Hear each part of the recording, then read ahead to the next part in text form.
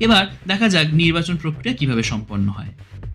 ভারতীয় সংবিধানের ১৫ নম্বর বিভাগের ৩২৪ থেকে ৩২৯ নম্বর ধারায় ভারতের নির্বাচনী ব্যবস্থা সম্পর্কে বিস্তৃত ব্যাখ্যা রয়েছে। ৩২৪ নম্বর ধারা অনুযায়ী ভারতীয় নির্বাচনের সম্পূর্ণ দায়িত্ব অর্পণ করা হয়েছে নির্বাচন কমিশনের ওপর। বিধানসভা নির্বাচনের প্রথম ধাপ হল ভোটার তালিকা প্রস্তুত করা।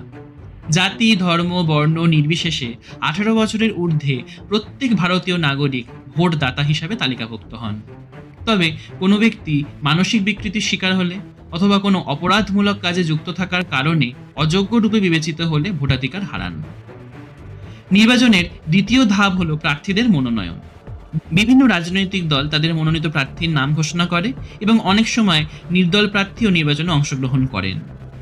এরপর নির্বাচনী প্রচারে প্রার্থীরা জনসভা, মিছিল ইত্যাদি কর্মসূচির মধ্যে দিয়ে জনসংযোগের চেষ্টা